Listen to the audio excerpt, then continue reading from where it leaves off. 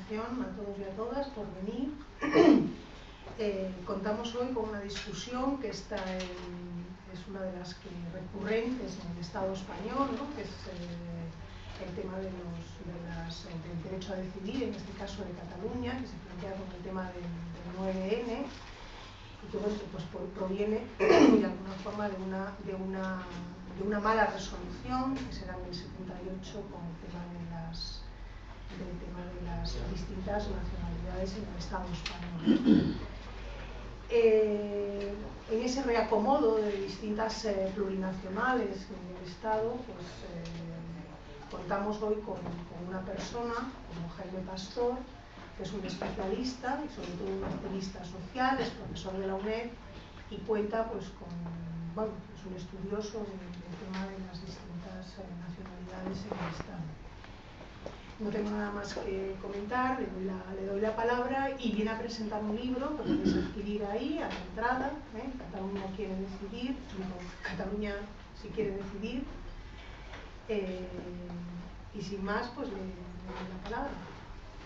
Bien, gracias a Mar y a Izquierda Anticapitalista por invitarme aquí a Santander, ciudad que llega a liberarse de la asociación con Botín, ¿no? Que, en fin, y bueno, voy a hacer unas reflexiones generales a partir de este libro, como ha dicho Mar, ¿no? Que bueno, es la continuación, ¿no? O la adaptación de uno anterior que hice, ¿no? Sobre los nacionalismos en el Estado español de la izquierda, antes de que estallara abiertamente el conflicto catalán-español, ¿no? Aunque ahora hay una segunda edición que incluye un epílogo sobre Cataluña, ¿no? Bueno, yo creo que lo más interesante va a ser luego el coloquio, ¿no? Entonces ya digo, ahora voy a dar unas pinceladas generales, ¿no?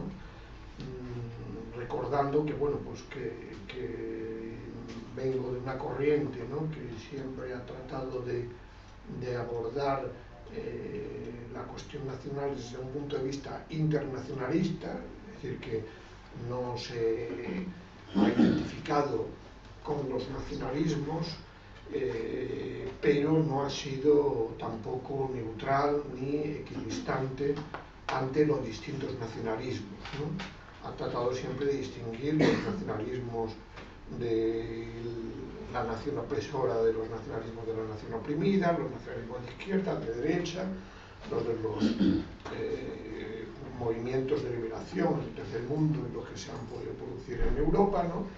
Los nacionalismos de Estado y los nacionalismos en Estado, ¿no? Por eso el título de mi libro anterior era Los nacionalismos en plural, ¿no? Es decir, que hay muy distintos tipos de nacionalismos, ¿no? Y es importante saber distinguirlos, ¿no? Entonces en este libro de Cataluña quiere decidir hago una reflexión más reducida sobre esto por la función del libro, pero la hice más ampliamente en el libro anterior, ¿no?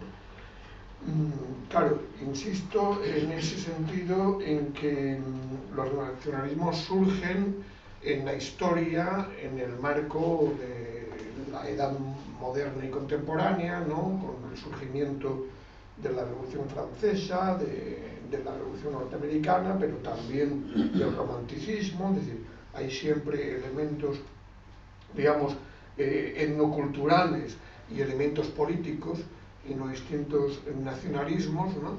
Y se desarrollan en el marco de la transformación también de los estados absolutistas en estados nacionales, ¿no? Y en ese proceso, a lo largo sobre todo del siglo XIX, pues lo que hemos visto es que, claro, que ha habido, fundamentalmente, ha habido un paradigma que es el que se ha erigido como el dominante, ¿no?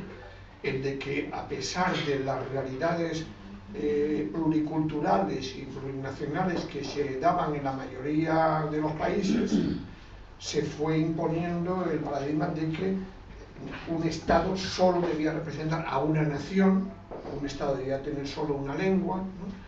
Y eso ha llevado que generalmente se hayan impuesto unos nacionalismos sobre otros dentro de los distintos estados, ¿no? Solo podríamos decir, bueno, pues hay casos como Islandia y Portugal, en el que se puede decir que hay cierta homogeneidad nacional cultural, ¿no? Bueno, cultural ya no tanto, ¿no? Porque en el caso de Portugal ya vemos que hay una inmigración procedente de África importante, ¿no? Aunque ahora se está dando el camino inverso, ¿no? Y por lo tanto es importante aplicar ese análisis, ¿no? De cómo esos distintos nacionalismos se han ido conformando la historia al caso español, ¿no?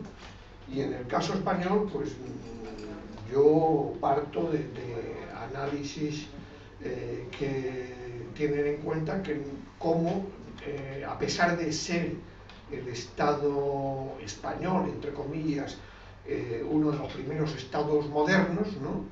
A partir del siglo XVI, es un Estado que desde el principio tiene una vocación imperial y al final acaba siendo un Estado que va perdiendo su imperio y que al mismo tiempo no llega a lograr un proceso de homogeneización y nacionalización del conjunto de la población dentro del territorio del Estado español, ¿no? Es decir, en términos ya más, bueno, pues más politológicos, históricos, podemos decir que el proceso de construcción del Estado es un proceso que más o menos va avanzando, pero no es un Estado-nación que realmente logre, ya digo, la socialización del conjunto de la población del territorio que abarca en torno a ese nacionalismo español dominante, ¿no? Y el punto de inflexión, vamos, podríamos hablar, vamos, la parte histórica trato también ahí, claro, de ser muy resumido, ¿no? La parte histórica podemos verla sobre todo en lo que significa la Constitución de Cádiz, luego podemos hablar de la Primera República Española Federal como otro momento crítico importante, podemos hablar de la restauración borbónica, ¿no? A partir del 75 como sobre todo el punto de partida ya de un nacionalismo español conservador, católico, que se irá conformando como dominante, del 98 como punto de inflexión importante de crisis de la conciencia nacional española, de conciencia de fracaso de la construcción precisamente de ese Estado-nación español, que, bueno, como otros han analizado, pues se refleja claramente en Joaquín Costa, ¿no?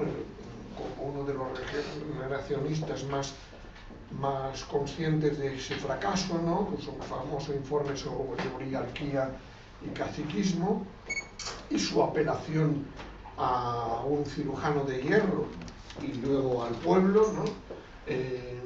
Y claro, para mí, como para otros historiadores, ¿no? Podemos hablar, en ese sentido yo creo que podemos hablar de historiadores que ideológicamente, bueno, pues no tienen el mismo punto de vista que gente como yo podamos tener, pues Álvarez Junco por un lado, ¿no? O Borja de Riquer por otro, pues señala precisamente el 98 como el punto de partida del desarrollo de lo que hasta entonces eran regionalismos, pero que a partir de entonces empiezan a ser nacionalismos, ¿no? Como es el caso catalán sobre todo. Evidentemente tiene que ver con la conformación también de un capitalismo español, de una estructura social de clases distinta en Cataluña que en otras partes, ¿no? Otro caso particular será el vasco, ¿no? Pero lo fundamental es ver cómo a partir del 98 lo que vemos es un nacionalismo español cada vez más reactivo, cada vez más a la defensiva, cada vez menos incluyente de la diversidad etnocultural que existía entonces en el territorio del Estado español, ¿no? Y cómo los distintos procesos que se viven a partir de entonces de acomodo de las realidades cada vez más nacionales, periféricas dentro del Estado español, chocan con la cerrazón del Estado central, ¿no? Con la cerrazón de un nacionalismo español que, ya digo, es cada vez más reactivo, está más a la defensiva. El ejemplo claro ya lo vemos, por supuesto, en cómo se comportan desde Madrid enviando al ejército en Cataluña ya en el primer decenio del siglo XX para reprimir a determinadas prensas humorísticas, ¿no?, que se dedicaban a meterse con el ejército, ¿no?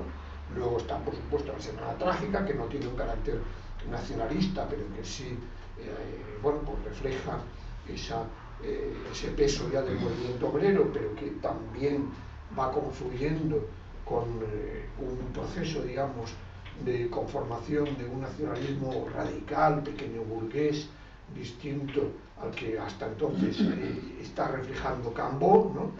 Y bueno, pues ahí podemos citar en ese contexto actitudes que podían ser más abiertas dentro del nacionalismo español, como Ortega y Gasset, bueno, sobre todo Azaña, ¿no?, pero como Ortega y Gasset menos, ¿no?, pero que acaban siendo subsumidas también dentro de ese nacionalismo español excluyente, ¿no? El mismo Azaña, que antes del 31 se mostraba abierto a reconocer el derecho de autodeterminación de Cataluña, pues luego cuando llega al gobierno no está por la labor, ¿no?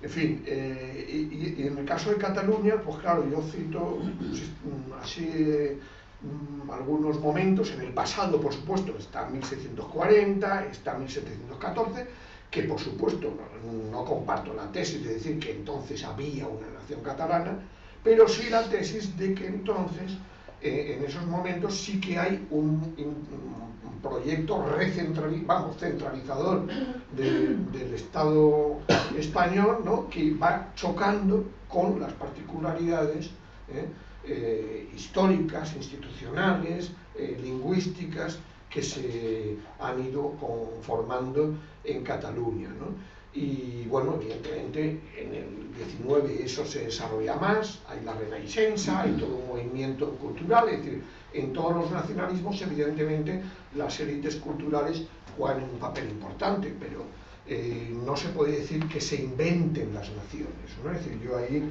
también introduzco la polémica pues, que ha habido, ¿no?, históricamente entre Benedict Anderson y Eric Hobsbawm, ¿no? Eric Hobsbawm hablaba de como que las naciones se inventan, ¿no? Benedict Anderson habla más de comunidades imaginadas, ¿no? Es decir, pero imaginadas no en el sentido precisamente de invención, sino de que se da una imagen precisamente a partir de esos rasgos etnoculturales que se han ido forjando a lo largo de la historia, y que si se chocan con una nación o un Estado que les niega su libre desarrollo, pues normalmente ese sustrato etnocultural puede transformarse en nacionalismo y en la reivindicación de ser no solo una nación cultural, sino también una nación política, ¿no? Y en el caso catalán, pues evidentemente, claro, ahí lo que vemos es que, claro, hay distintas clases sociales que se relacionan con ese nacionalismo, ¿no? No es lo mismo lo que reflejarán políticamente Cambó que lo que reflejará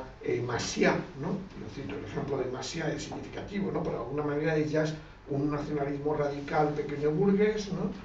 Pero que bueno, que realmente quiere ir mucho más lejos de lo que refleja Cambó, ¿no? A Cambó le pasa lo que le dice Niceto Alcalá Zamora en el 18, que yo lo cito allí, ¿no? Que le dice, después de estar, porque no le digo, Cambó estuvo en el gobierno de Antonio Maura, Niceto Alcalá Zamora le dice, no se puede ser Bismarck en España y Bolívar en Cataluña, ¿no? Es decir, como reflejo del gran problema que ha tenido siempre la derecha nacionalista catalana, ¿no? De querer pactar con Madrid, digamos, con la oligarquía española, pero al mismo tiempo querer cabalgar un movimiento nacionalista, ¿no? Y esa gran contradicción, bueno, al final le llevó a Cambó a apoyar al franquismo, claro, ¿no?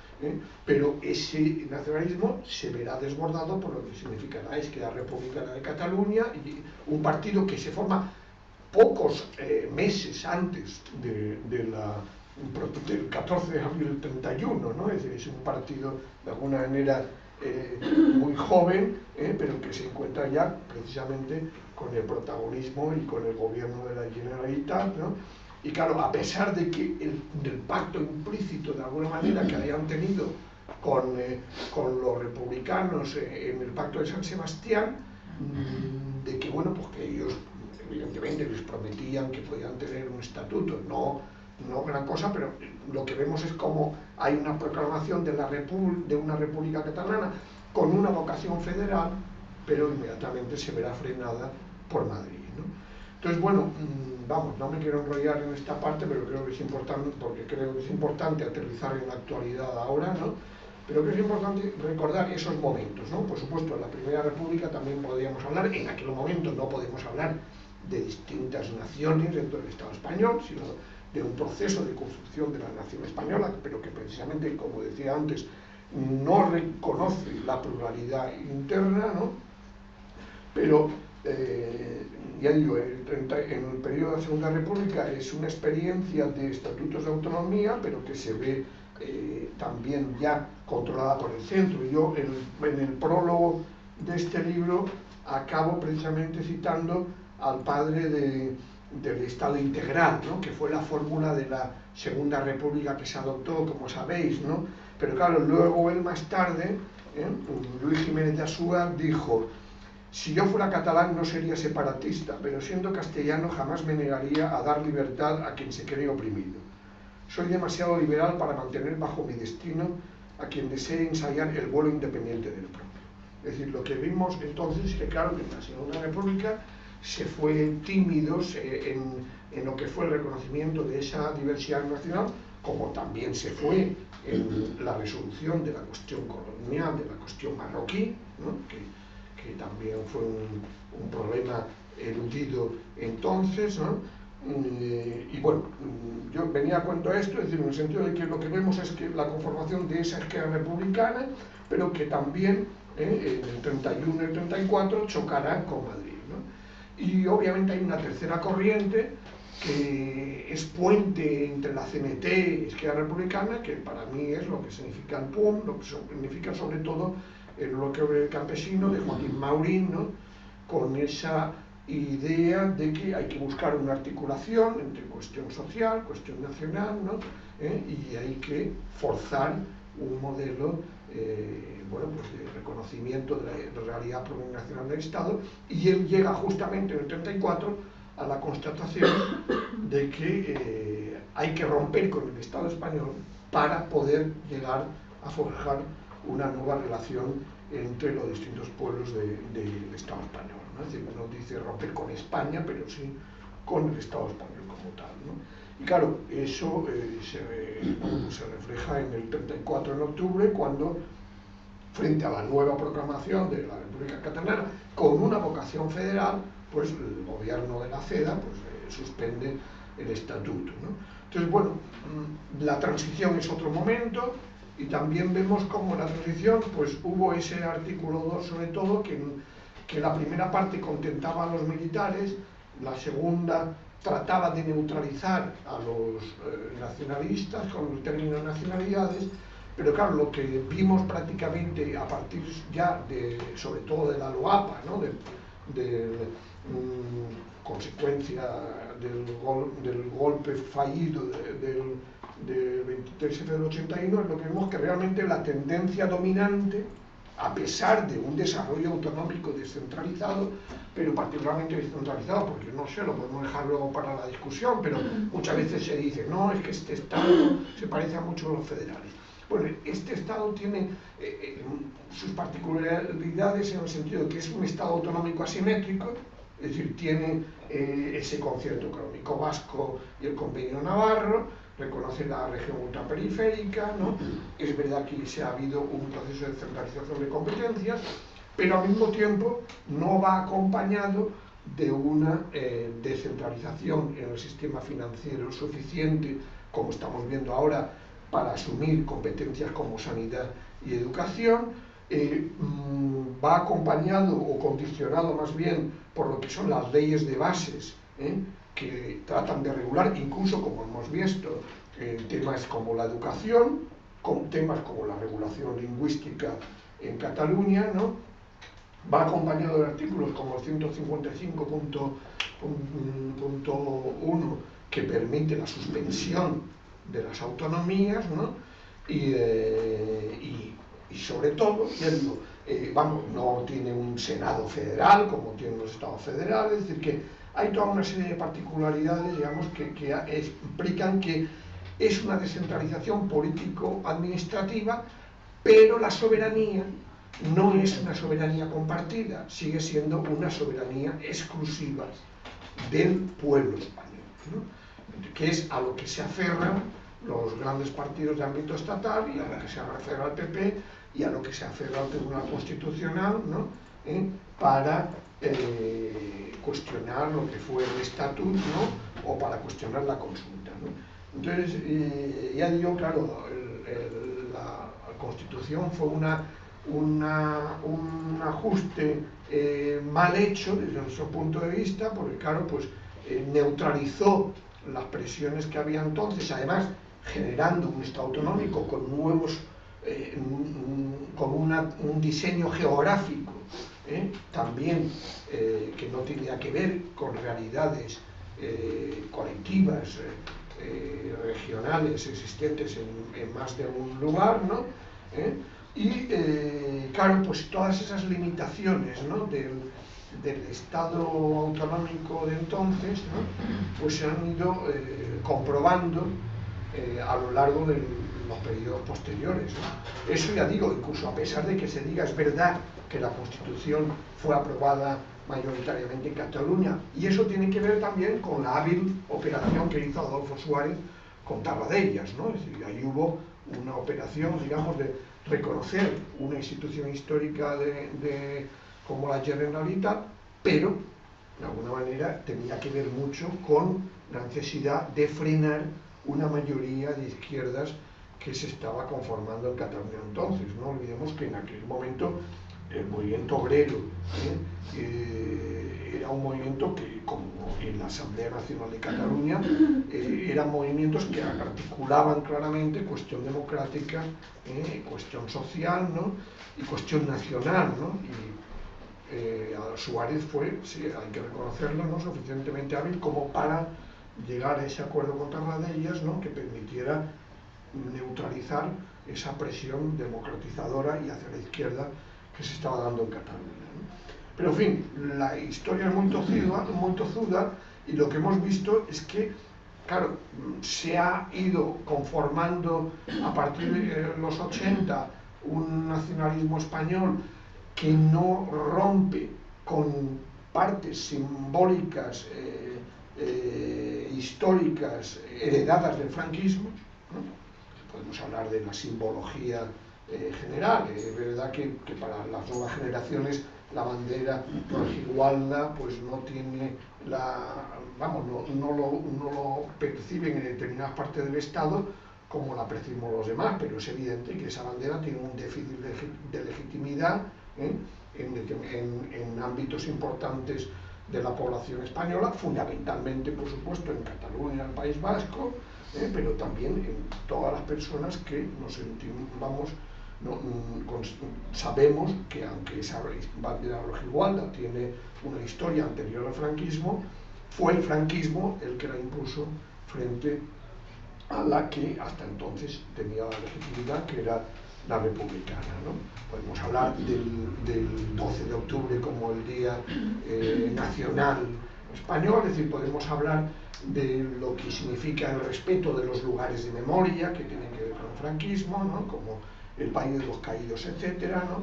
Y podemos ver sobre todo podemos ver cómo además no ha habido durante todo este tiempo una difusión de una realidad plurinacional, pluricultural y plurilingüística en todo el Estado español, ¿no? Ni siquiera en los medios de comunicación públicos, ¿no? Y claro, pues eso yo creo que se está apagando ahora, ¿no? En cambio, lo que hemos visto es que se han ido, en el caso catalán, pues ha habido ese proceso, digamos, de construcción nacional, y evidentemente podemos criticar y ha podido haber grandes manipulaciones por parte de la derecha nacionalista catalana durante durante todo este tiempo, ¿no? Pero lo que es evidente es que se ha ido conformando allí una comunidad política que no solo está hoy defendiendo el derecho a decidir desde un punto de vista nacional etnicista, es decir, solo desde el punto de vista de quienes se sienten catalanes, sino que, como se ve en las encuestas, lo está defendiendo también mucha gente que se siente catalana y española, ¿no? O incluso que se siente española, ¿no? Es decir, que eso se ve en los sondeos que se están dando, ¿no? Entonces, claro, ahí yo creo que lo importante es comprobar que la experiencia del estatut, ¿no?, fue una experiencia que reveló los límites de cualquier lectura federalizante de la Constitución española, ¿no?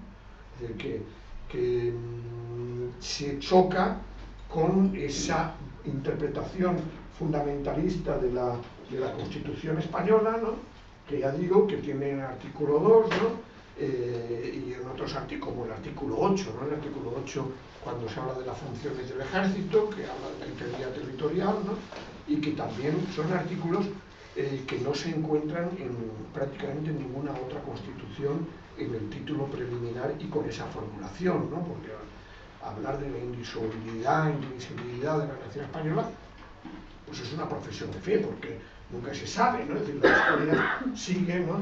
Entonces, claro, lo que hemos visto es que a pesar de que ha habido propuestas, ¿no?, de que se pudiera reconocer, digamos, realidades nacionales distintas a partir de esa ampliación del concepto de nacionalidades, pues se choca con lo que llamamos un fundamentalismo constitucional, ¿no?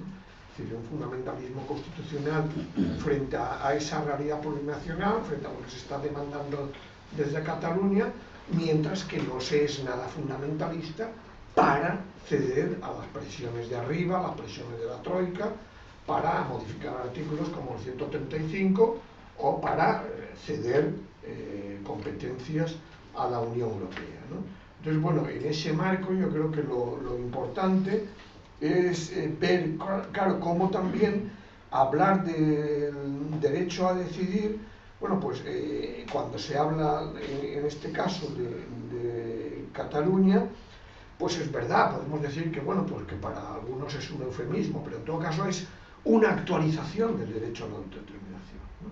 Pero afortunadamente, como decía, no planteada en términos nacionalistas, sino en términos democráticos, ¿no? Es decir, no para que decida el etnos catalán, es decir, solo los que se sienten catalanes, sino para que decida el conjunto de la ciudadanía y de las personas residentes en Cataluña, ¿no? Porque también se quiere permitir votar a las personas de origen incluso no comunitario, ¿no? Entonces, claro, también aquí me enrollo sobre el tema del derecho a autodeterminación, ¿no? Es decir, la paradoja del derecho a autodeterminación, que es un derecho que surge en Europa, que se plantea en Europa, sobre todo a partir del 1848, ya entonces frente a las grandes naciones que están hegemonizando el proceso de construcción de los estados, que luego, después de la Primera Guerra Mundial, vuelve a estar de actualidad en Europa, y sin embargo, después de la Segunda Guerra Mundial, en la ONU se impone la teoría de que ya a partir de entonces solo se puede ejercer por parte de los pueblos colonizados, ¿no? Porque se constitucionaliza ya, digamos, a escala internacional ese paradigma del que hablaba antes, ¿no? Solo, es decir, la integridad territorial de los estados es ya sagrada, y los que están dentro de esos estados, las naciones que están dentro de esos estados, tienen que conformarse con ser subalternas de la nación hegemónica, ¿no? Pero claro, lo que hemos visto es que la historia da muchas vueltas, ¿no? Por supuesto, en el este lo vimos cuando cayó la Unión Soviética y cuando cayó Yugoslavia. Desgraciadamente, en el caso yugoslavo, hay una gran responsabilidad por parte de las potencias occidentales, con lo que significó el Pacto de Dayton, precisamente porque favorecieron una concepción etnicista del derecho a autodeterminación, ¿no? Pero claro, luego hemos visto en Occidente cómo Quebec y Escocia pues también han planteado ese desafío democrático del derecho a decidir en estados consolidados, en estados democráticos liberales, etc. ¿Por qué? Porque claro, pues tanto la izquierda como la derecha mayoritarias han sido ciegas, se han mantenido ciegas ante la realidad plurinacional de esos estados, ¿no? Y bueno, lo que hemos visto es que, por lo menos afortunadamente, en el caso canadiense, en el caso de Gran Bretaña, del Reino Unido, se buscó una fórmula democrática para ejercer ese derecho, ¿no? Se reconocieron las vías para ejercerlo, en el caso que es con preguntas mucho más confusas que las que se plantean en Cataluña, ¿no? Y luego ha habido la sentencia del Tribunal Constitucional, y luego ha habido el caso de Kosovo, ¿no? Que también lo menciono en este trabajo, porque claro, la paradoja es que en Kosovo hubo una declaración unilateral de independencia por el Parlamento, una vez agotadas las vías de acuerdo con Serbia, ¿no? Entonces Serbia recurrió ante el Tribunal Internacional de La Haya, y el Tribunal Internacional dijo, bueno, el derecho internacional no reconoce el derecho a la secesión, pero tampoco lo prohíbe, ¿no? Y plantea unos criterios para que pueda ejercerse y reconocerse, que sea sin violencia, que sea con una mayoría representativa o por un referéndum, ¿no?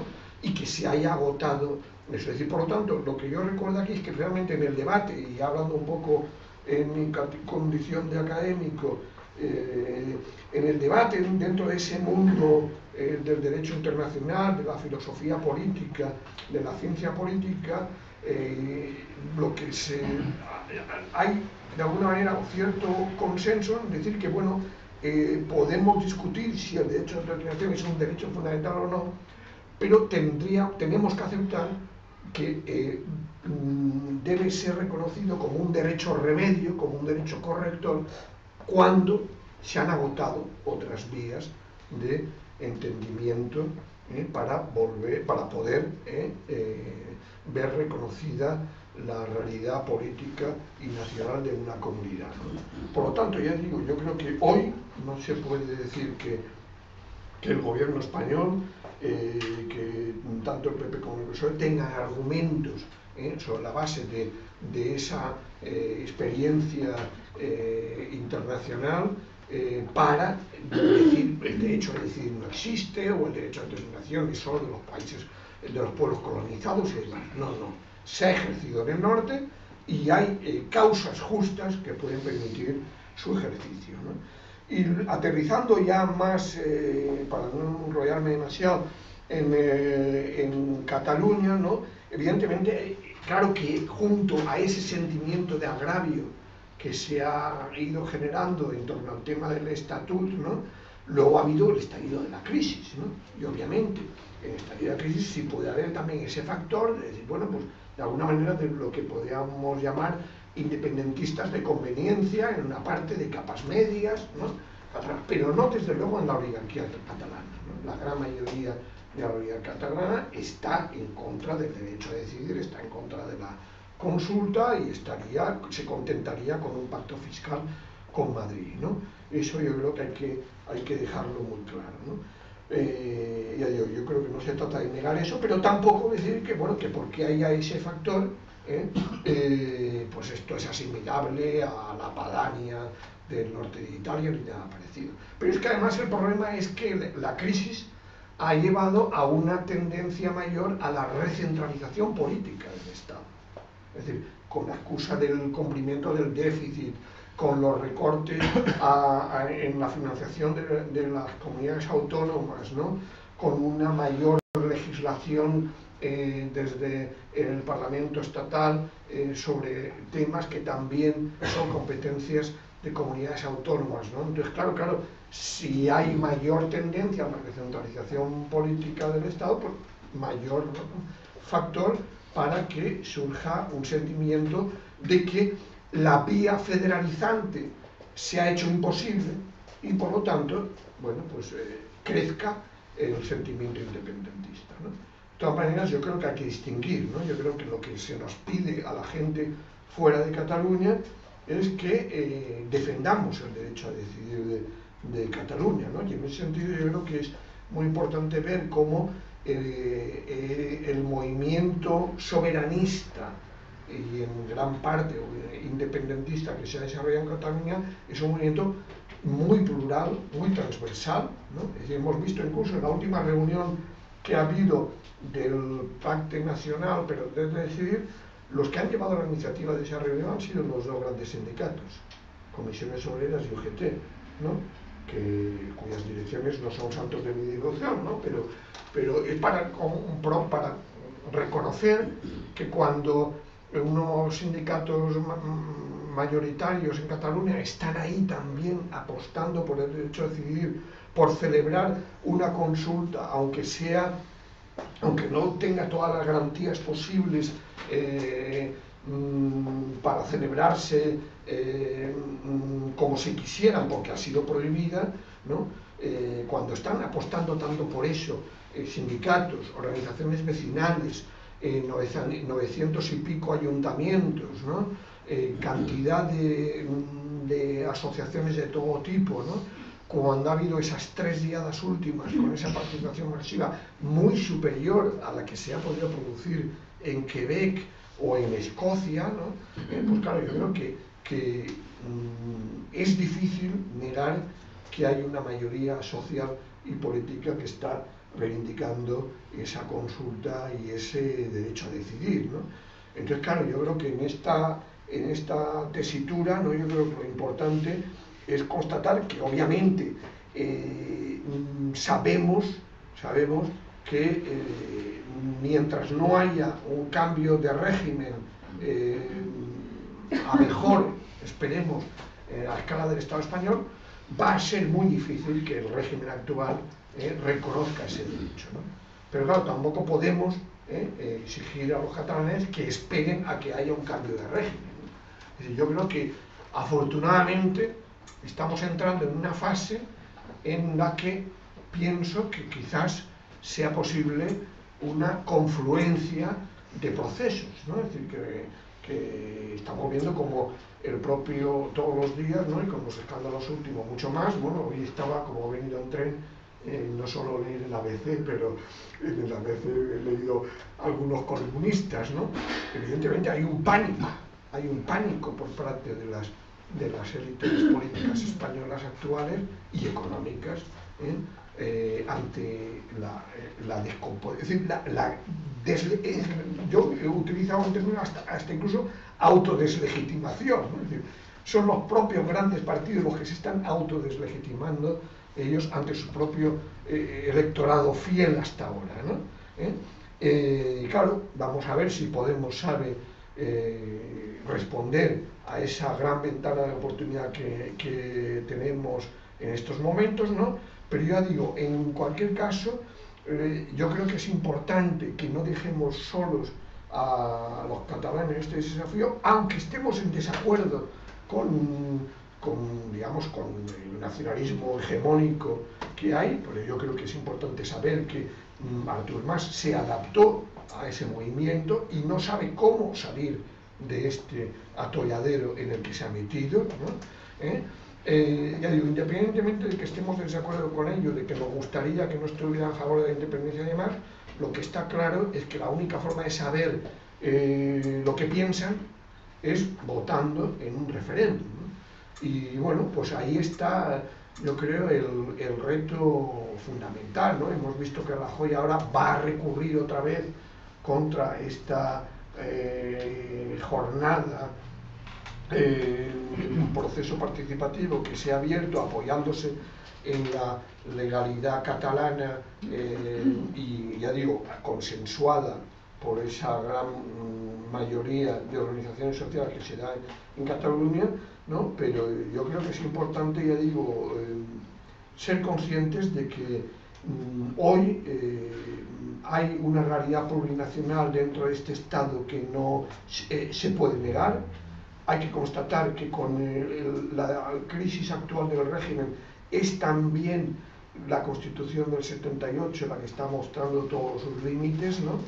Y en ese marco, bueno, pues de lo que se trata es de ser conscientes de que si fracasan en el desafío democrático catalán, también será un fracaso para nosotros y nosotras.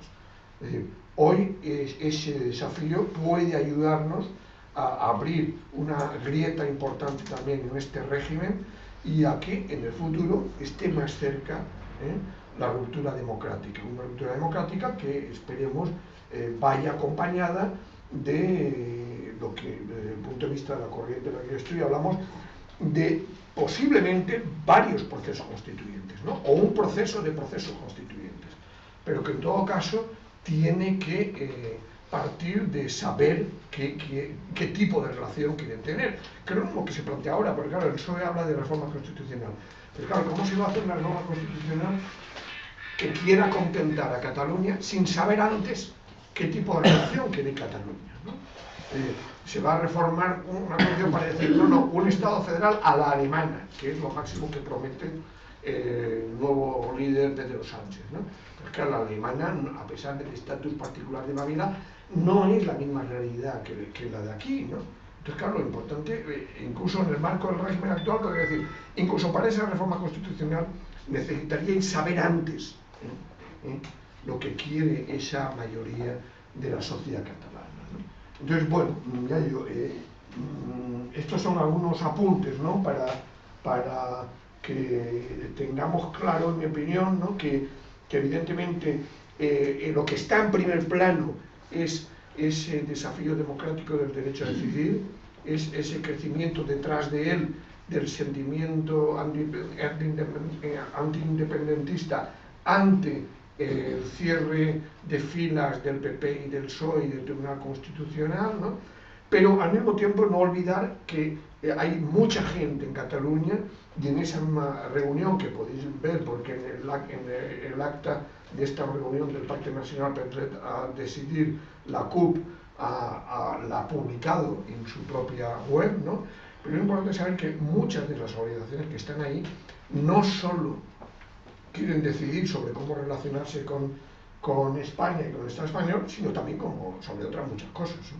Porque hemos visto, obviamente, que el gobierno de Artur Mas estuvo en la vanguardia en los recortes sociales, hemos visto el escándalo del caso Pujol, ¿no?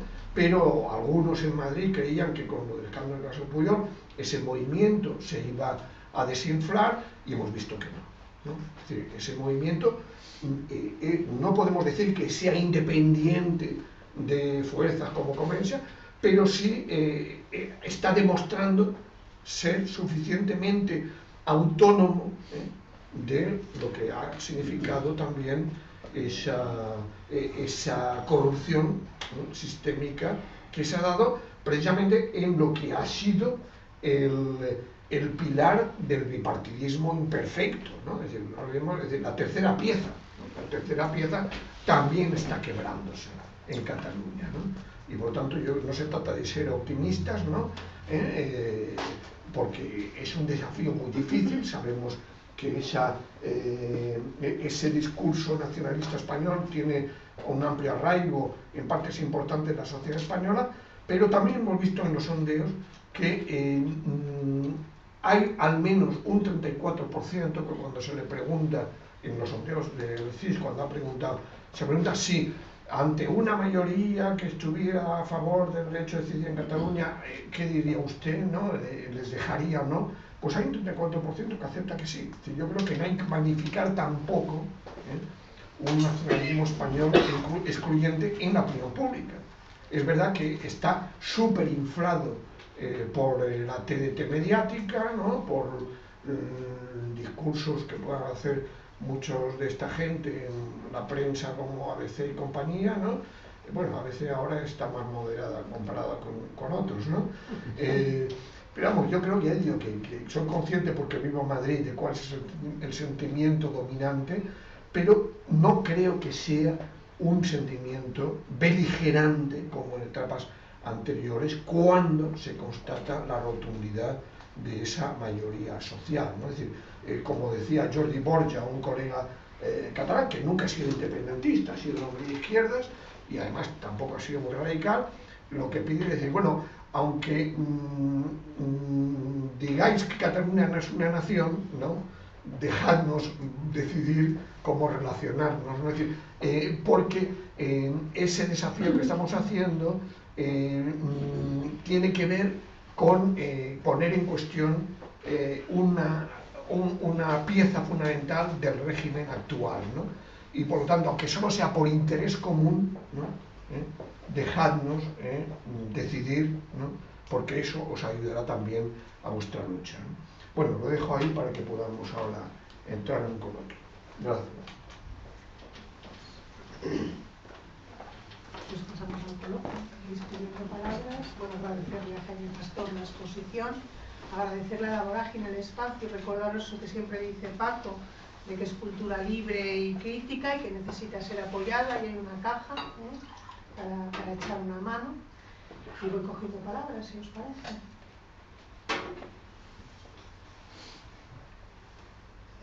¿La has levantado tú, Luis Enrique? No. ¿Nadie? Sin que sirva de precedente, ¿no? Tenía las manos aquí en la espalda y las de... ¿Nadie se anima a hacer alguna pregunta? ¿Hubo opinión? ¿Hubo opinión? Bueno, yo romper el hielo, si es que eso. Parece que históricamente se le puede dar alguna razón a Cataluña de tener esas pretensiones, ¿no? Pero yo creo que también ahora mismo hay istas que les quieren poner prospecciones y que tal, y que pudiera surgir, sin que históricamente tuviesen razones suficientes, pues brotes también nacionalistas, es decir, en este espacio esto lo tenemos que dirigir nosotros. Y ese tipo, que no sé si llamarle nacionalismo, pero que sí pudiera surgir también de identidades más reales, ¿no? Aquí, por ejemplo, con el fracking este de los cojones, pues a lo mejor hay que decir que la nación no nos gusta si nos quiere petardear la nación nuestra o la cosita nuestra. No sé, un poco esas cosas que no son nacionalismos, pero que estas cosas... Bueno, vamos a ver, evidentemente no hay un... O sea, yo en el libro anterior reflexionaba más sobre todo esto en general, es decir, no hay consenso en definir las condiciones de una nación, ¿no? Tiene que tener esto, esto y esto, ¿no? Es decir, depende, ¿no? Depende de la historia. Es decir, lo que sí yo creo que hay consenso en general es decir, bueno, no puede surgir un nacionalismo y un proceso de construcción nacional allí donde de alguna manera no hay un sustrato etnocultural anterior, ¿no? Que puede tener que ver pues, con lengua, con cultura, con costumbres, con instituciones, con derecho civil, con toda serie de cosas. ¿Qué pasa? Que evidentemente para que dé el salto, pues claro, tiene que ser lo que también, claro, en términos nuestros llamamos una estructura de oportunidad política, ¿no? Es decir, tiene que haber una coyuntura histórica o un periodo histórico determinado en el que una nación determinada se constituye en Estado, como pasó en el 19, es decir, ¿qué pasó? Bueno, como decía uno en Zaragoza, que estoy el otro día, ¿no? Es decir, no olvidemos que el Estado español empezó a formarse a partir de un matrimonio, ¿no? Por eso ahora, cuando hablamos del derecho a determinación, pues, bueno, no solo yo, un tal Lenin empleaba la metáfora del divorcio, ¿no? Es decir, claro, llega un momento en que si no estás bien, pues tienes que exigir el derecho a la separación, ¿no? Y no hace falta que el otro esté de acuerdo contigo. Si tú te quieres ir de la casa donde estás con esa otra persona, pues te vas, ¿no? Pero en fin, que tienen que surgir relaciones de conflicto entre una nación y otra, ¿no? Yo recuerdo, sí, siempre con esto de los nacionalismos, el problema es que tiene que ver con, en el nacionalismo, digamos, mayoritario o opresor, lo que se generaliza históricamente es lo que llamamos un nacionalismo banal, ¿no? Es decir, muchos ciudadanos españoles que yo me choco y dicen, no, yo no soy nacionalista. Yo no soy nacionalista, pero reacciona con sentimiento de agravio cuando un catalán dice, no, yo quiero que mi lengua... Está reaccionando como un nacionalista. Lo que pasa es que, claro, como tienes un Estado detrás una lengua, toda una serie, es decir, no has tenido ningún problema de reconocimiento de tu identidad nacional. Claro, no necesitas ser nacionalista, claro, digamos en el sentido militante, ¿no? Pero claro, el nacionalista catalán o el vasco y más, como no se siente reconocido en una simbología, en rasgos culturales, institucionales, lingüísticos y tal, de la nación mayoritaria del Estado como está, bueno, pues dicen nacionalista, ¿no? E incluso independentista, claro, los de la CUP dicen, no, nosotros no somos nacionalistas, somos independentistas, ¿no? O un antropólogo muy conocido, Manolo Delgado, ¿no? Manolo Delgado, un rojo de toda la vida, pero que hoy es independentista, ¿no? Y dice, yo quiero ser independentista para que me dejen de dar la lata a los nacionalistas catalanes, ¿no? Es decir, en ese sentido. Pero bueno, volviendo a lo tuyo, claro, el problema del caso español es que, claro, como ha sido un proceso frustrado o inacabado de construcción de una nación española democráticamente, que a lo mejor, es decir, pongamos la hipótesis, si hubiéramos ganado la guerra civil, bueno, pues a lo mejor se podía haber construido un Estado español plurinacional, federal, porque claro, al final los dos bandos se reclamaban de la guerra de independencia, ¿no? Pero claro, no fue así la historia. Y la historia llevó a que siempre ha sido hegemónico un nacionalismo español excluyente, ¿no? Que solo una sola nación, y eso en el PSOE también, ¿no? A pesar de una historia particular del Partido Socialista de los catalanes, ¿no? Entonces, claro, al ser tan frustrado y tan inacabado ese proceso de socialización de la población dentro del territorio del Estado español por el papel que tuvo el ejército, un ejército africanista, por el papel que tuvo la Iglesia en la enseñanza, porque en otras partes, claro, los ejércitos eran un instrumento de socialización de los jóvenes campesinos, ¿no? Pero aquí, claro, era una socialización en torno a una idea imperial decadente, porque en Francia fue duró más, ¿no? En el caso de la enseñanza lo mismo, claro, una enseñanza en castellano y además por la Iglesia, ¿no? En los medios de comunicación, pues claro, un medio de comunicación muy beligerantes. Una monarquía, reflejo de la unidad de España. Entonces, claro, ha sido un proceso que, bueno, que quizás en los 80, ¿no? También ellos pensaban, yo recuerdo también ahí la famosa, bueno, ya no sé si aquí, en el otro sí, la famosa frase de Ortega y Gasset, ¿no? De Ortega y Gasset, después del 98, que luego él seguía viendo el problema de la oligarquía y el caciquismo, pero en todo caso decía, España es el problema, Europa es la solución, ¿no? Pero claro, ahora estamos asistiendo a que y eso parecía que a partir de los 80 iba a ser, ¿no? Bueno, pues dentro de la Unión Europea, pues iba a haber un nacionalismo español del bienestar que se podría llegar a estabilizar o consolidar y tal.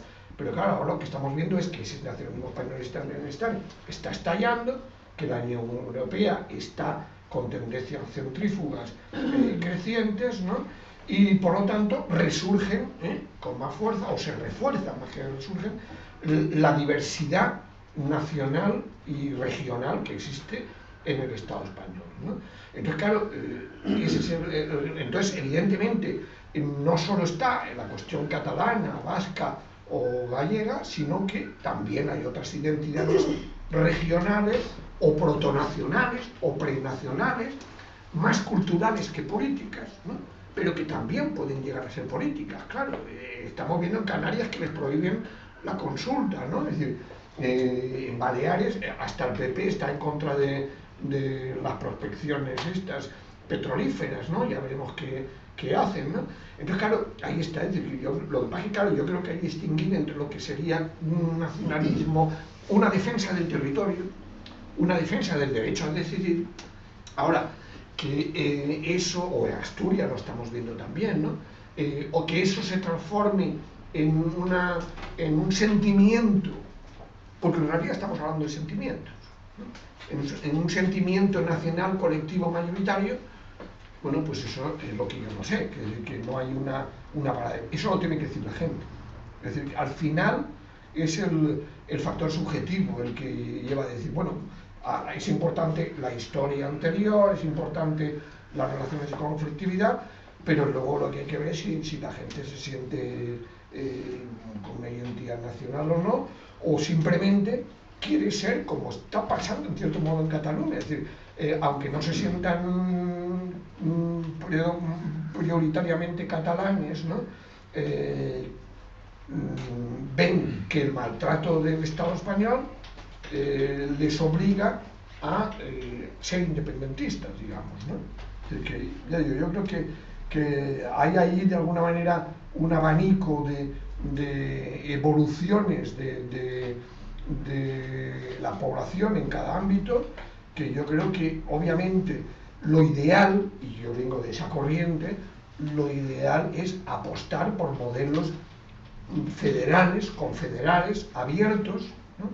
Pluriculturales, ¿no? Porque no se trata de reivindicar para cada nación un Estado, porque entonces estaríamos reproduciendo ese viejo paradigma que ha sido nefasto en África y en otros lados, ¿no? Es decir, que claro, que estamos viendo en Oriente Medio, bueno, pues ya sabemos cómo hicieron una conferencia de Berlín, ¿no? Las grandes potencias, ¿no? Pues trazar fronteras con una línea, con una escuadra, ¿no? Independientemente de la diversidad que había en su país. Estamos viendo los kurdos, uno de los pueblos que sufren eso, ¿no? Entonces, no se trata de reproducir eso, hay que apostar por modelos, desde mi punto de vista, federalistas y confederalistas, pero federalistas y confederalistas en el sentido original etimológico de la palabra, es decir, pactos entre iguales para soberanías compartidas, pero que primero que sean entre iguales. Claro, si tú desde el Parlamento español le impones incluso un Estado federal a Cataluña, pues no te lo van a aceptar. O sea, primero hay que separarse para luego pactar. Eso es lo que se está planteando, ya digo, en el caso catalán, salvo que evidentemente si acelerara la crisis política en España, en el Estado español, hubiera un cambio de régimen y entonces, bueno, quienes gobernaran estuvieran dispuestos a reconocer el derecho a decidir. Entonces, probablemente, en ese caso, disminuiría el número de independentistas, ¿no? Y diría, oh, hombre, pues ya que estos nos dejan, pues entonces no nos vamos a separar, ¿no? Sino vamos a buscar un pacto para resistir mejor a esa dictadura de los mercados que está por encima, evidentemente, de todos los pueblos hoy, ¿no? Tengo dos preguntas que hacerle. La primera es que al inicio de su charla usted mencionó varias veces el año 98 como una especie de quiebre en lo que es el fracaso del Estado español, así lo define usted. Usted se refiere al siglo XIX. Entonces, bueno, quería ver si usted podía expandirse un poquito en eso. Y la otra pregunta es, ¿cómo relacionaría usted, se podría decir, o cómo se podría explicar la exacerbación de la situación catalana con, tal vez si hay una conexión con la Unión Europea, cómo se conecta eso a través del Estado español? Si hay más intervenciones. Sí, estaba... Sí, lo que pasa es que yo era porque tengo algunas dudas respecto a cómo se está planteando este proceso, porque veo unas contradicciones que me gustaría que me las aclarara. La primera es que desde un régimen que no admite el derecho a decidir, desde una parte de ese régimen se está planteando el derecho a decidir para una parte de ese régimen, no sé si me explico. El pueblo catalán no es solamente lo que se considera desde el régimen Cataluña, es más amplio. Las características que generalmente se adjudican a un pueblo no coinciden con las fronteras que el sistema actual atribuye a Cataluña. Con lo cual, el derecho que se está pidiendo desde Cataluña deja a parte del pueblo catalán sin la opción de decidir. ¿Puedes explicitar? Primera parte, yo lo veo así, luego sí, pero me gustaría que me aclarara estas dudas, ¿no? Y segunda parte, el hecho de que se lleve a cabo la separación del pueblo catalán implicaría la refundación del Estado español para luego poder volver a tener algún tipo de trato con el pueblo catalán. ¿no sería mejor refundar primero el Estado y en esa refundación marcar los límites del pueblo catalán y de esa manera que sea todo el pueblo catalán el que tome la decisión de si quiere separarse o no?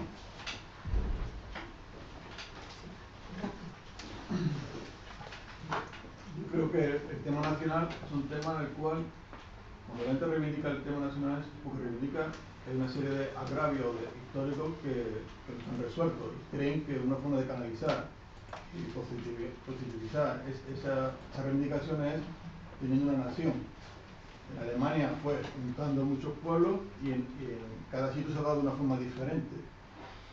Yo, por ejemplo, aquí en los años 80, la gran ilusión que había en el conjunto del Estado, cuando tú ibas en Andalucía, el tema andaluz, el poder andaluz que se decía, no era un poder tanto por tener una república andaluza, sino era por los problemas históricos que teníamos que se solucionaran.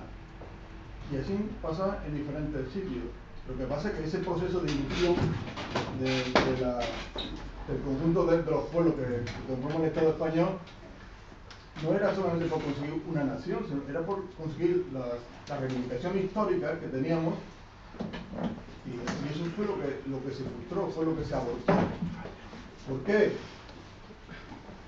Se abortó básicamente porque los políticos que se dijeron que iban a defender todas esas reivindicaciones del pueblo fueron unos malditos traidores, hablando claro, que es lo que está pasando actualmente. Es decir, no hay en todo el arco político nadie que reivindique o que tenga sensibilidad con el conjunto de los pueblos del Estado. Incluso el último partido que han fundado, ayer vi a uno de sus dirigentes diciendo que lo mismo que dice la ABC, que el problema de Cataluña es un problema del Estado y tiene que ser el conjunto del Estado el que tiene que solucionar ese problema, ¿no? Entonces yo creo que aquí la marea de fondo, ¿no? La marea de fondo, porque aquí hay una serie de problemas en el Estado que no se han resuelto, y sobre todo no se ha resuelto la tragedia o el crimen horrible del 36, ¿no?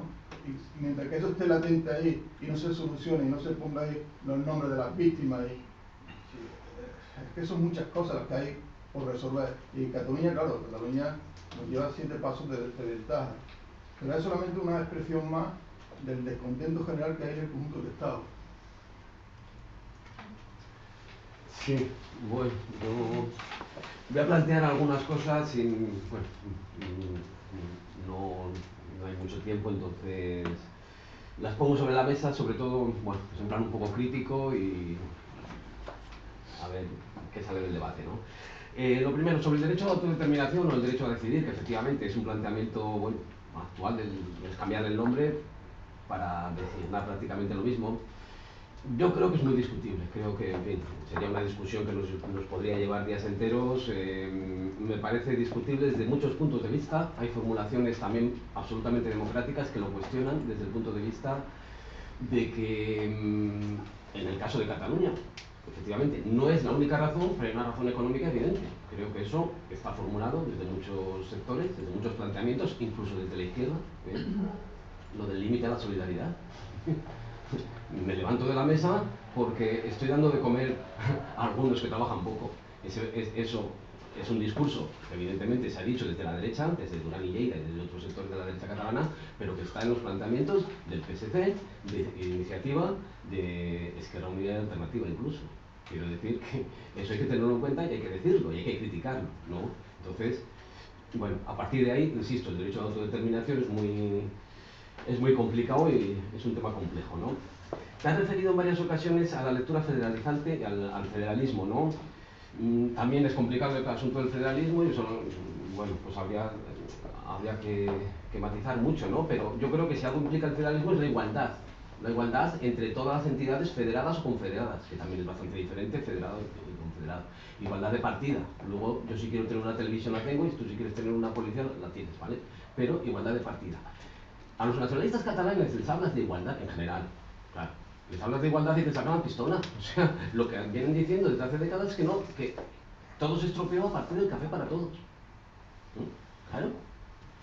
Yo quiero tomar café y no quiero que tú lo tomes. Eso lo ha dicho Ana Sagasti con toda claridad y lo han dicho nacionalistas catalanes con toda claridad. Entonces, Si entramos en eso, habrá que celebrarlo también, ¿no? Entonces, bueno, habrá que federalismo. Yo creo, insisto, si hablamos de igualdad, yo estoy de acuerdo, pero me parece que hay algunos que no están de acuerdo y son precisamente los que en este momento están pidiendo ese derecho a decidir, ¿no?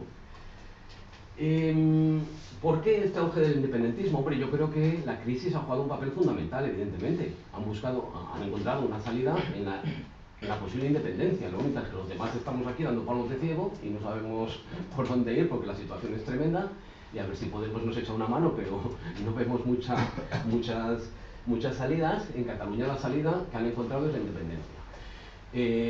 Según La Vanguardia, en relación con el nuevo estatut, curiosamente inclinada hacia el nacionalismo catalán, La Vanguardia. En el 2004, el 4% de la población estaba preocupada por el asunto del nuevo estatuto. En el 2004, cuando estaba, sí, una encuesta de La Vanguardia, no de la ABC, de La Vanguardia. A partir de ahí, efectivamente, fue subiendo la marea y ahora, claro que es mayoritaria, igual que yo me creo esa encuesta como me creo las actuales, que dicen que hay una mayoría por la independencia.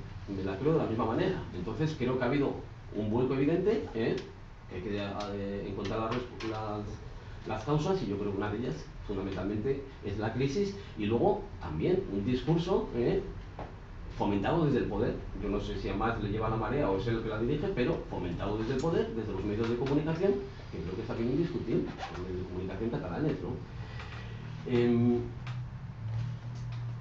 Entonces, la cuestión del estatuto, ¿hay un agravio en relación con el estatuto? Pues hombre, yo creo que lo que hay es una problemática absolutamente artificial en un asunto que en ese momento la población no la demandaba y que a partir de ahí pues se genera efectivamente una problemática en la que se aprueba un estatuto que el propio Maragall decía que era anticonstitucional. A mí que las cosas sean anticonstitucionales no me preocupa mucho porque yo creo que la Constitución tiene muchas cosas que no debería tener y que habría que cambiarlas, pero el propio propulsor del estatuto decía que era anticonstitucional. A partir de ahí creo que es normal que el Tribunal Constitucional diga, y es un órgano porque yo no tengo ninguna simpatía, pero es normal que diga que no puede ser, claro, absolutamente normal. Hablas de la unanimidad en la petición. Yo creo que no hay unanimidad en Cataluña. De hecho, no hay en unanimidad no empleo. Bueno, casi unanimidad, sí. Unanimidad no empleo. Bueno, te has referido, efectivamente, hay una mayoría amplia. Esa palabra no la uso nunca. A veces para criticar, eso sí. Bueno, en cualquier caso, creo que efectivamente hay un sentimiento bastante amplio, pero creo que eso sería un motivo más de preocupación que de otra cosa. Quiero decir que, en fin, no quiero poner ejemplos que luego, pero también había en otros muchos territorios en donde las consecuencias han sido catastróficas, ¿no? Y yo creo que sí que hay una unanimidad en determinados medios de comunicación, por ejemplo. Yo creo que haya un editorial conjunto de todos los periódicos en un tema polémico de por sí, polémico y controvertido, transversal, efectivamente, y resulta que todos los periódicos sacan el mismo editorial el mismo día. No sé, me parece un poco extraño, la verdad. Y, insisto, y que La Vanguardia sea nacionalista me parece que es algo que hay que repetir continuamente todos los días, ¿no? El Conde de Godó. En fin. Y finalmente, ya lo que de verdad más me preocupa y que sería quizá la cuestión que te interpelo directamente, ¿no? Yo entiendo que se puede decir que voten, que el derecho a decidir, que es democrático, lo entiendo, aunque ya te digo, tengo muchas dudas, ¿no? Pero yo me pregunto, ¿qué hace la izquierda aquí? O sea, ¿qué tiene de progresista en este momento con la que está cayendo? Con el número de parados, con la agresión a los trabajadores, a la gente que le están robando el dinero de los bancos, a los que les están echando de sus casas, que la respuesta por parte de determinados sectores de la izquierda sea Cataluña. Y ahí me da igual Cataluña que España. Quiero decir que para mí la caracterización política de quien ante todo eso dice Cataluña, Cataluña, Cataluña es la misma que ante el que dice España, España, España. Eres un racional, lo siento mucho. Me estoy dirigiendo a un interlocutor abstracto. Sí, Quiero decir que no se me malinterprete. Es decir, que yo ante una situación como la que estamos en el 2014 aquí, y que alguien me diga Cataluña, Cataluña, Cataluña, chico, no puedo estar de acuerdo desde la izquierda. Bueno, como ha habido muchas cosas, y esto sería para enrollarme mucho. A ver, del 98, ¿no? Pues el 98 es eso, el agotamiento del imperio, ¿no? Del imperio español. Es verdad que luego le queda Marruecos, le queda Norte de África, ¿no? Pero es esa conciencia de que, bueno, después de perder Cuba, Filipinas, ¿no? Pues hay una conciencia de nación moribunda, ¿no? Que además es un término que emplea Lord Salisbury, ¿no? Que dice hay unas naciones moribundas que están cayendo, España, Portugal, y naciones ascendentes, ¿no? Que son, pues evidentemente, ya, sobre todo Estados Unidos, ahí ya está despuntando, ¿no? Entonces, en ese marco es cuando realmente toda la generación intelectual, ¿no? de entonces, ¿no? Surgen cantidad de pensadores, pero ya digo, para mí el más significativo es Joaquín Costa, ¿no? Porque es un discurso populista, ¿no? Es decir, podéis, vamos, hay un colega, un maestro, Alfonso Ortiz, que ha publicado muy buenos trabajos sobre ese discurso populista de Joaquín Costa, es decir, esa conciencia de denuncia de la oligarquía y el caciquismo que ha ido generando esa segunda restauración borbónica, que ha llevado a esas guerras, que ha llevado a que pierdan la vida cantidad de españoles y demás, ¿no? Y entonces apela a la regeneración de la sociedad española, pero claro, justamente en ese marco, pues es cuando realmente, en ese contexto de conciencia de fracaso, cuando es lo que eran movimientos regionalistas, es decir, Valentí Almirall, que era discípulo de Francesc Pi i Margall y se contentaba con un proyecto federalista de pacto de individuos, provincias y el Estado, ¿no? Y para llegar a un Estado federal, ¿no? Pues pasa al catalanismo, ¿no? Funda el catalanismo, luego llegará ya la Lliga, ¿no? Y paralelamente a un movimiento cultural muy fuerte, ¿no? El caso vasco es distinto, porque no olvidemos que la oligarquía vasca está fundida con la española muy fuertemente, es más un nacionalismo agrario, un nacionalismo de base más rural que urbana, y además racista, ¿no? Como el catalán, ¿no? Aunque también hay ahí rasgos que luego aparecerán, ¿no? Pero en fin, ya digo que tiene que ver también con la conformación incluso del tipo de industria que hay en Cataluña, que es textil, distinta de la vasca, que es siderúrgica, que tiene otras relaciones distintas, ¿no? Entonces, en ese marco, ya digo, lo que se ve es, ante ese fracaso, bueno, pues la búsqueda, o sea, un nacionalismo que no es independentista, es decir, el nacionalismo catalán ha sido fundamentalmente federalista, es decir, en el sector burgués ha sido pactista, como trataba de reflejar antes, con la contradicción de Cambó, y en nosotros eran federalistas, es decir, en Macià y Companys no proclamaron la independencia, proclamaron una república catalana para federarse con los otros pueblos de España, ¿no? En fin, y lo de la Unión Europea y Cataluña, bueno, claro, esto liga, voy a enlazar con el independentismo, vamos a ver. Pues evidentemente con la crisis ha habido un sector que lo se ha definido antes como independentista de conveniencia, pero en las encuestas no es el mayoritario. Y segundo, hoy además, ¿quiénes son los que están, es decir, quiénes están utilizando el argumento económico en el debate? Los antiindependentistas.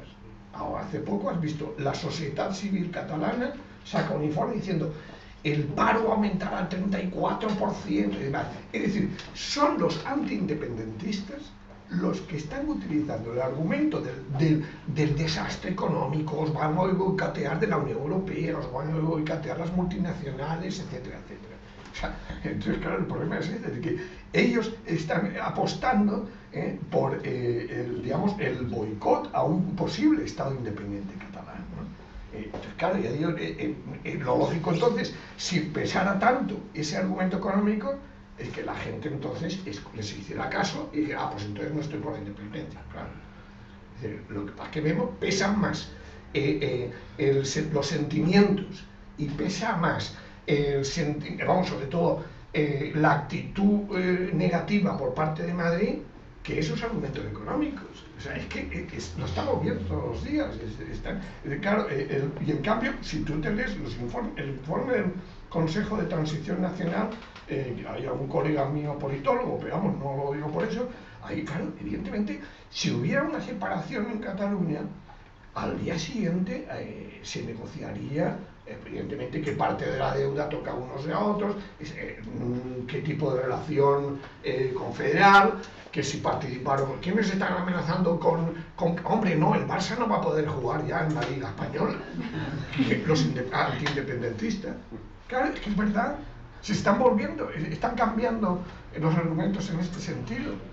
Están utilizando todo lo peor posible para chantajear al independentismo. Bueno, siguiendo, a mí no me ha quedado claro que tú decías cuando hablabas del pueblo catalán, que no incluía al pueblo catalán, te refieres, no sé, te refieres fuera de Cataluña, de Cataluña Norte, al País Valencià. Yo soy de origen valenciano, por eso digo País Valencià y no Comunitat Valenciana. Me refiero a las características que definen a un pueblo, que no son los límites geográficos definidos por España. O sea, una cosa es la definición geográfica de lo que hoy se entiende que es Cataluña y otra cosa es el pueblo catalán. No, pero vamos a ver, lo que hacemos, lo que sea, estamos hablando ahora es del demos catalán. Hay un demos catalán conformado a partir de, a lo largo de estos 30 y pico años en la comunidad autónoma catalana. Es ese demos el que está pidiendo el derecho a decidir. Pero entonces no puede recurrir a la historia, más allá de 30 años. ¿Cómo que no? Hombre, no, se ha conformado como comunidad política, pero evidentemente está exigiendo el reconocimiento de una realidad nacional histórica, históricamente constituida, que esa realidad nacional histórica también sea compartida en parte fuera de esa comunidad autónoma, es posible, pero es que la gente que está fuera de ese ámbito de la comunidad autónoma, y te lo digo como valenciano, no se reconoce, es decir, no está pidiendo el derecho a decidir. Es decir, hace poco ha habido en Valencia, ¿no?, la diada esta del 9 de octubre, y bueno, hay que ver las imágenes, ahí hay una división clara dentro del país valenciano, que es decir que evidentemente, bueno, está la CUP habla de los países catalanes, bueno, pero ese es su proyecto, su horizonte en todo caso, muy legítimo, pero hoy por hoy, entonces evidentemente si el demos catalán en el ámbito de la comunidad autónoma catalana decidiera separarse, obviamente ellos, y en el documento este de la transición nacional lo dicen, buscarían tejer algún tipo de lazos, pero fundamentalmente culturales, y la perspectiva de que puedan llegar a ser políticos, con los pueblos vecinos que compartan una misma lengua, una cultura, pero partiendo evidentemente de la voluntariedad, porque no puede Cataluña ir a Valencia de oye, aquí juntaros, ¿no? Es decir, que desgraciadamente hay un sentimiento anticatalán en el País Valencià precisamente por eso, porque en la larga etapa de Pujol pues se les ha visto como, de alguna manera, con voluntad hegemonizadora, ¿no? O sea que, pero hoy por hoy lo que se está planteando es eso, el futuro está abierto, igual que en el caso vasco, ellos hablan de Euskal Herria, pero claro, ahora mismo ellos están planteando el derecho a decidir para la comunidad autónoma vasca y para la comunidad autónoma navarra. Vamos a ver, ellos quieren la unificación de Euskal Herria, pero están proponiendo respetar procesos separados.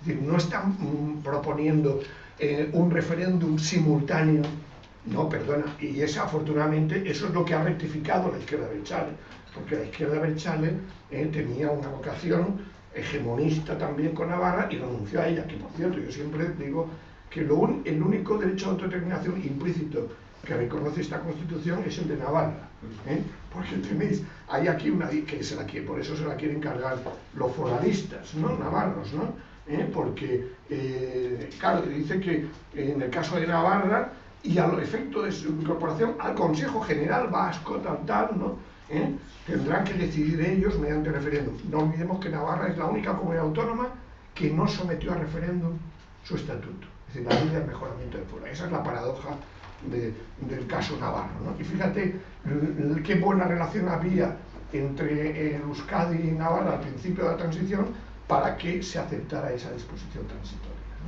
¿no? Bueno, eso podemos seguir luego si quieres. Sigo con los temas. Claro, vamos a ver. El problema es que tú no puedes decir hoy a Cataluña, dice, esperaros a que refundemos el Estado español y hagamos una reforma constitucional o un proceso constituyente para que luego podáis decidir. No, es que claro, para esa reforma y ese proceso constituyente falta saber primero qué quieren los catalanes.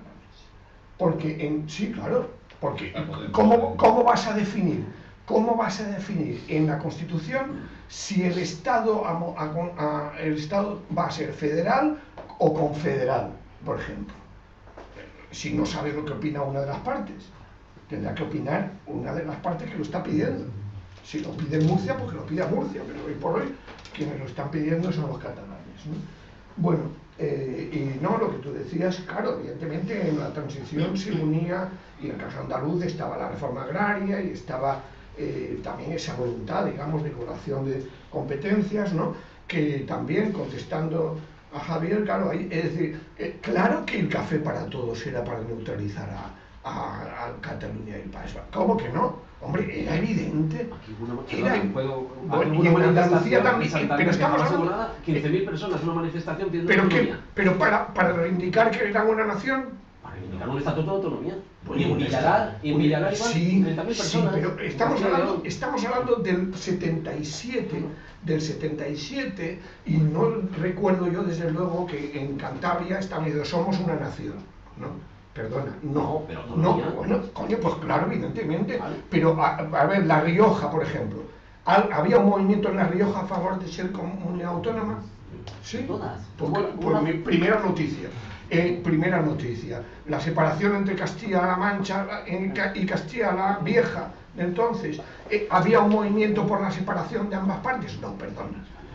Y en todo caso, lo importante es que ya la misma Constitución tuvo que distinguir entre nacionalidades y regiones, ¿entiendes? Y tú tenés el título octavo, y el título octavo tenía distintas vías. Y en cualquier caso, lo que no se decía, y desde luego yo no voy a defender ahora a los nacionalistas, pero lo que nosotros hemos defendido siempre es que evidentemente, si no hubiera sido por Cataluña, sobre todo, no tendrían las comunidades autónomas, el resto de comunidades autónomas, las competencias que tienen. ¿Entiendes? Es decir, ha sido precisamente la presión por la igualación de competencias la que ha favorecido esa tendencia. Entonces, enlazando también con otra cuestión, la igualdad no excluye las diferencias. Lo importante es que las diferencias no se conviertan en privilegios, pero se convierten en privilegios según quien esté en el gobierno. Es decir, ELA y LAB en el País Vasco defienden el concierto económico vasco y están en contra de la política fiscal del PNV. ¿Entiendes?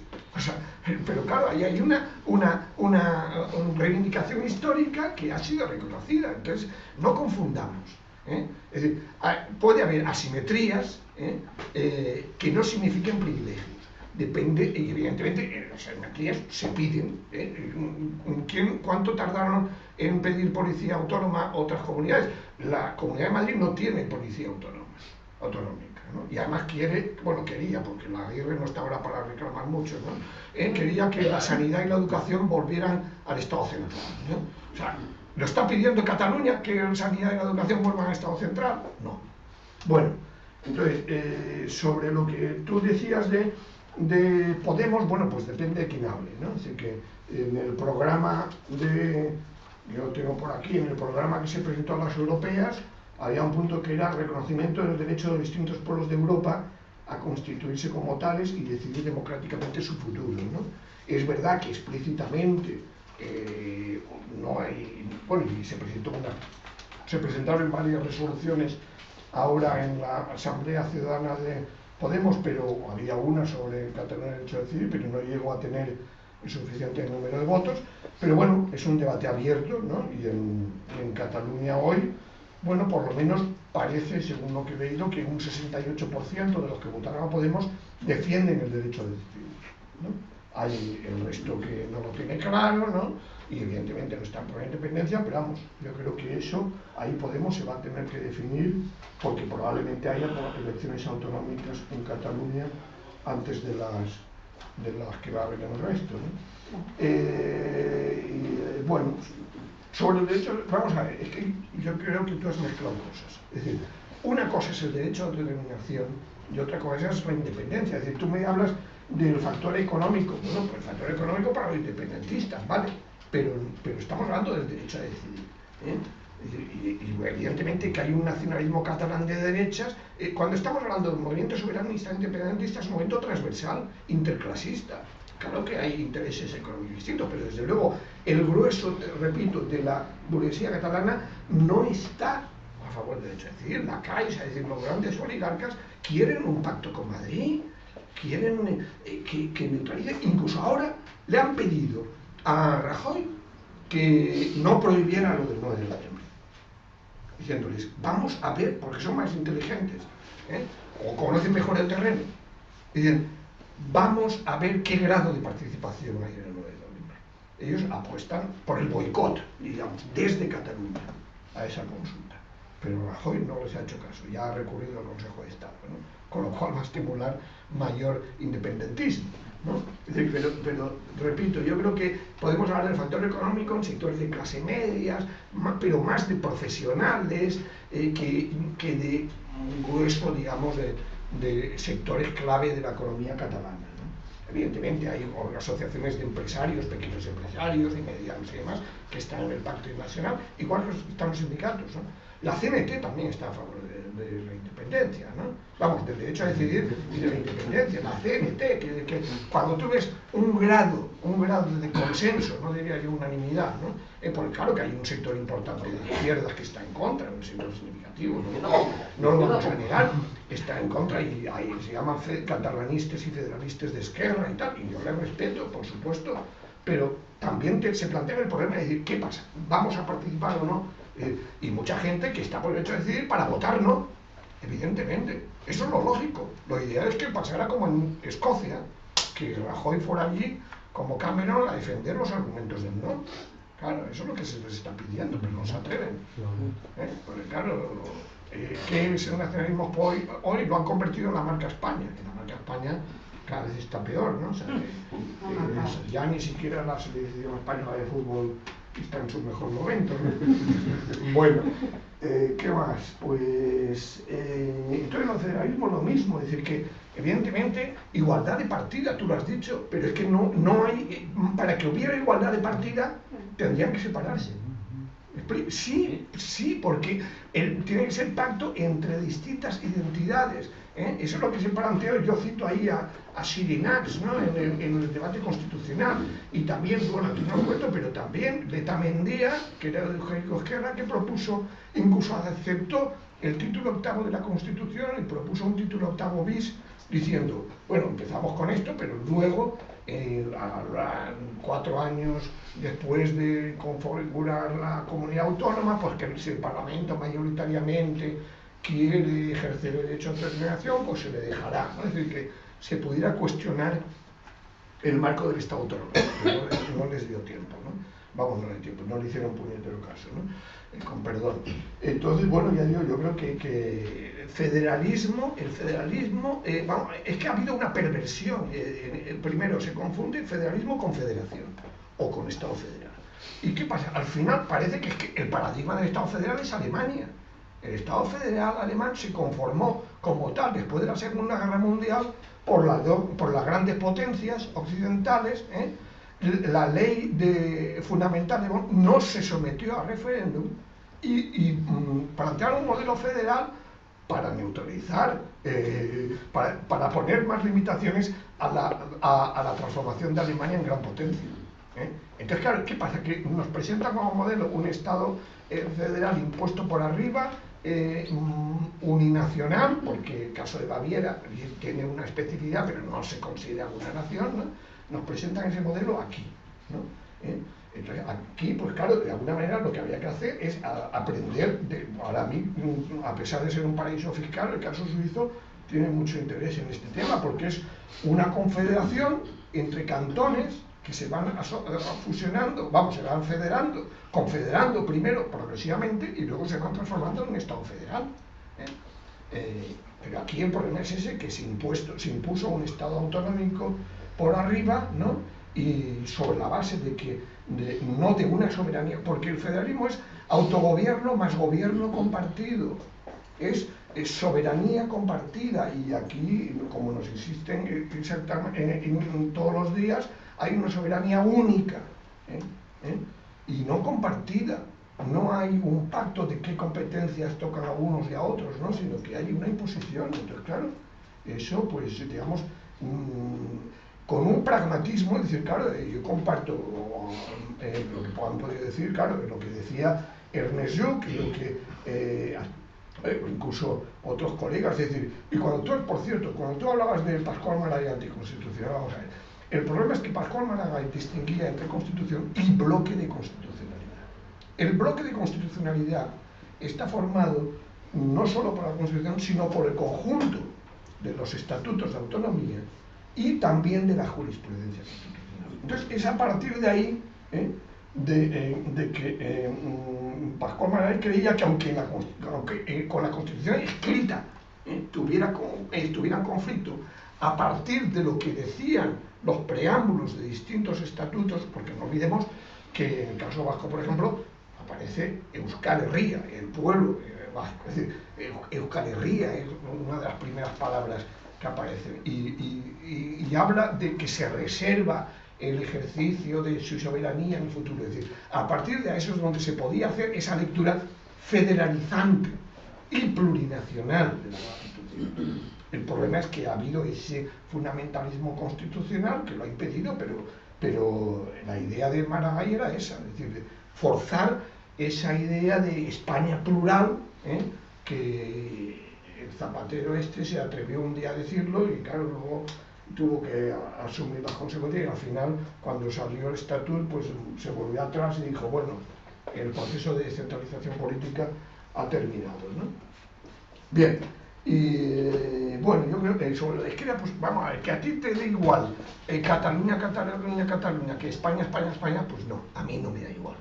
A mí no me da igual, porque España tiene un Estado detrás y Cataluña no tiene. Cataluña está en situación asimétrica, en situación de desigualdad respecto, es la identidad nacional española y la identidad política catalana en el sentido amplio, porque el catalanismo, ahí está, es decir, el gran éxito relativo, pero de Cataluña es que, a diferencia del caso vasco, el catalanismo englobó a mucha gente que no era nacionalista, ¿no? Entonces, claro, sí, perdón, hombre, ¿cómo terminología?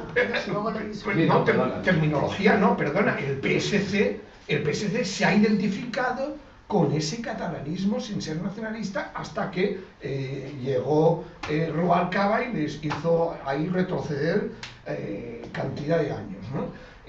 Pero el PSC se formó precisamente a la fusión de la cuestión catalana y la cuestión social. En todo caso, lo importante, ya digo, no se puede ser equidistante entre dos nacionalismos, el uno que es dominante y el otro que es subalterno. Y en ese sentido, pues no se trata de ser nacionalista, sino que se trata de compartir con ese nacionalismo determinadas demandas democráticas que consideramos legítimas. Y ya está. Es decir, que es una etapa común, que caminamos juntos, pero evidentemente cada uno con sus propuestas. Desde luego, si tú te lees la CUP, lo tienes en su web, su apuesta por la soberanía económica de Cataluña, bueno, pues yo desde luego estoy muy de acuerdo con los puntos que plantea. Entonces, bueno, y además la CUP, a uno de los que más invitan a sus actos es a Diego Cañamero, ¿no? El dirigente del sindicato obrero andaluz. Es decir, que ahí de lo que se trata es, por supuesto, que no porque estés defendiendo determinadas reivindicaciones democráticas que compartas con el gobierno catalán, renuncies a seguir luchando, por supuesto, contra los recortes sociales, contra los derechos, y desde luego es en Cataluña donde la plataforma afectada a las hipotecas ha tenido más peso que en cualquier parte del Estado, y Ada Colau se ha visto obligada a decir que ella no es independentista, pero está por el sí. Lo ha tenido que decir. Independentista, entonces. Bueno, pero independentista, es decir, está por la independencia, pero al día siguiente sabe que va a haber el debate de qué tipo de relación mantener con el resto de los pueblos del Estado español, obviamente, y no va a ser adiós muy buenas. Nos quedaba una última palabra y cerramos, ¿os parece? Yo quería decir que cuando por parte de este compañero que nos llama Javier ha dicho, que qué dice la izquierda y no sé qué, a mí me parece que hoy en día ser progresista, y por supuesto ser de izquierda, pero ser progresista es estar de acuerdo con reconocer que la realidad del Estado español, como tú bien has dicho, y no tú, mucha gente que le da por pensar sobre estas realidades, dice que es una realidad plurinacional. Entonces, hay una voluntad en determinadas partes del territorio, una voluntad de constituirse, puede ser minoritaria, mayoritaria, como se quiera, de constituirse como Estado-nación, que es una cosa que tú desde tu perspectiva no te parece tan interesante y me parece lógico que se pueda razonar así, pero existe esa voluntad y hoy en el derecho a decidir que están planteando los catalanes se identifica con esa voluntad de Estado-nación una parte del movimiento, una parte de los catalanes. Hay otra muchísima gente que están planteando un planteamiento, están desde un punto de vista mucho más amplio planteando la cuestión, y en línea con lo que se puede estar planteando en la nueva política que está surgiendo en estos momentos, que es decir, queremos decidir, pero sobre eso, que quieren decir los catalanes, que lo están planteando ellos, y nosotros sobre otras muchas cosas, sobre qué modelo de Estado queremos, si queremos una república, si queremos una monarquía, qué modelo económico queremos. Entonces hay muchas cosas, entonces es muy progresista apoyar al movimiento que hay en Cataluña, porque tienen además de que tienen todos tu derecho a planteárselo, pero que tú lo has dicho muy bien, hoy en día estar con eso es estar abriendo brechas para que realmente este régimen, que no nos gusta a las personas con conciencia de este país, cambie de una vez. Y ahora estamos en un momento histórico y hay que dejarse de cosas raras y ver cosas extrañas y qué dice la izquierda y no sé qué, y por qué está apoyando a los catalanes. Que no estamos apoyando a los catalanes, estamos apoyando, sí, a que a eso pueda ser una realidad, pero al mismo tiempo estamos queriendo transformar la realidad profunda de este país, que es muy desagradable, y para unos más que para otros, pero para las clases populares es una desgracia auténtica. Y bueno, y lo único que, yo he vivido en el País Vasco, entonces yo creo que no es solo propio de que he vivido muchos años, yo he vivido muchos años también en Cantabria, eso que has comentado, de esa confluencia de realidad social y nacional en algunos sectores, existe en el nacionalismo vasco.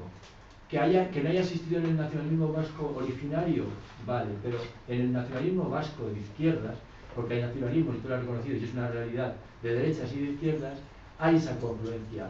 Y de hecho, más en Cataluña, menos en el País Vasco, pero hay mucha población emigrante en su momento, que se sienten identificados con las reivindicaciones que han surgido del movimiento nacional vasco, pero que hoy en día no se les puede decir que esas gentes sean independentistas. O sea, yo he vivido allí, yo he estado allí en muchas batallas de todo tipo, preferentemente de tipo ecológico, pacifistas, y yo me he identificado con el nacionalismo, con ese aspecto del nacionalismo vasco que se enfrentaba a un Estado español que tenía unas características que para mí y para muchos como yo eran muy negativas, queríamos que se cambiaran. Y por eso no somos ni independentistas ni nacionalistas, pero hemos estado allí luchando con ellos y nos hemos sentido más cerca de ellos que de muchas otras opciones políticas que pretendidamente de izquierda, como puede ser actualmente el PSOE, por ejemplo. A pesar de que en Cataluña el PSOE ha sido sensible a eso, en el País Vasco no, salvo a niveles individuales, pero poco. Entonces, es interesante estar en este momento apoyando el derecho a decidir, porque es el derecho a decidir nosotros, sobre muchas más cosas, no solo sobre la cuestión nacional. No, bueno, sí, ¿hay algo más? No, pues eso. Pues entonces agradecer a Jaime Pastor la presencia aquí, la introducción del tema, donde pues vamos a ver si empujamos todos y nos cargamos al régimen del 78. Bueno.